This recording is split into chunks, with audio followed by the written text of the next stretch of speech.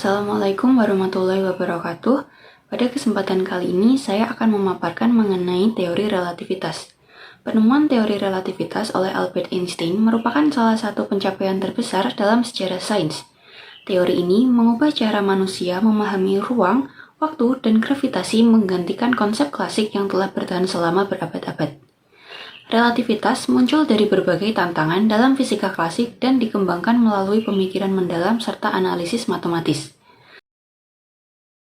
Sebelum teori relativitas, fisika didominasi oleh mekanika Newton yang menganggap ruang dan waktu sebagai entitas absolut. Namun, pada akhir abad ke-19, beberapa hasil eksperimen menantang gagasan ini. Namun, eksperimen Michelson-Morley tahun 1887 yang mencoba mendeteksi keberadaan ether dan persamaan Maxwell dalam elektromagnetisme juga menunjukkan bahwa kecepatan cahaya bersifat konstan, yang tidak sesuai dengan prinsip relativitas Newton. Pada tahun 1905, Einstein menerbitkan makalah berjudul On the Electrodynamics of Moving Bodies yang memperkenalkan teori relativitas khusus. Teori ini didasarkan pada dua postulat utama, yaitu yang pertama, prinsip relativitas, yaitu hukum fisika berlaku sama dalam semua kerangka acuan inersia. Yang kedua, konstansi kecepatan cahaya. Kecepatan cahaya dalam vakum adalah sama untuk semua pengamat, terlepas dari gerakan relatif antara sumber dan pengamat. Meski berhasil dengan relativitas khusus, Einstein menyadari bahwa teori ini tidak mencakup gravitasi. Oleh karena itu, ia mengembangkan teori relativitas umum yang dipublikasikan pada tahun 1915.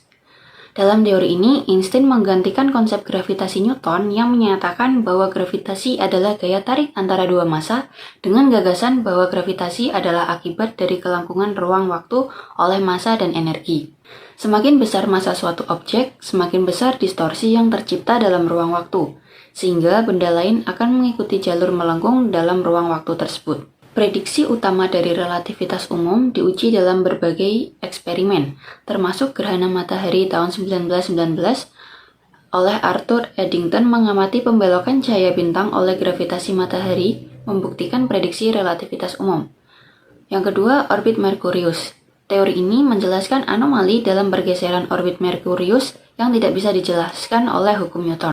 Teori relativitas ini termasuk ke dalam aspek epistemologi, karena teori relativitas menekankan pentingnya kerangka acuan dalam pengukuran. Ini menunjukkan bahwa pengetahuan kita tentang alam semesta dipengaruhi oleh posisi dan gerakan pengamat. Teori ini juga menunjukkan kekuatan matematika sebagai alat untuk memahami alam semesta.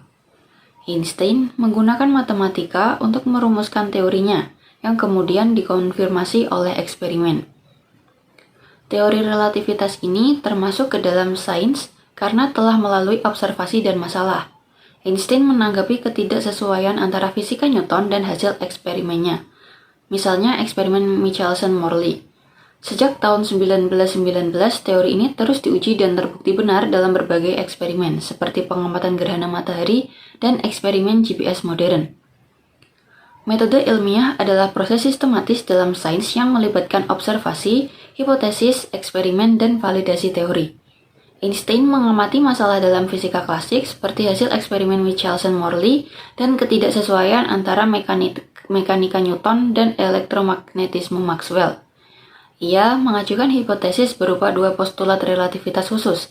Dari postulat ini, ia menurunkan prediksi matematis tentang fenomena seperti dilatasi waktu dan kontraksi panjang. Prediksi ini dikonfirmasi melalui eksperimen seperti pengamatan gerhana matahari tahun 1919 dan perhitungan orbit Merkurius. Karena teori relativitas diuji dan diuji secara empiris, maka ia mengikuti metode ilmiah. Contohnya yaitu, guru dapat menjelaskan bagaimana energi matahari berasal dari reaksi fusi nuklir di inti matahari. Dalam pembelajaran energi alternatif, siswa dapat mempelajari bagaimana reaktor nuklir mengubah massa menjadi energi sesuai teori relativitas.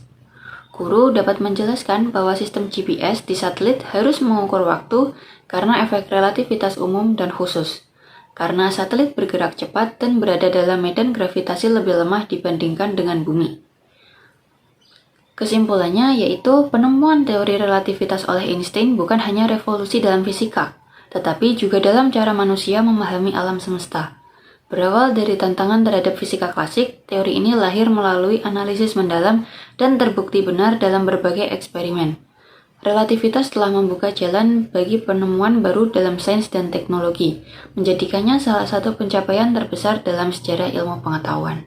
Sekian pemaparan mengenai teori relativitas.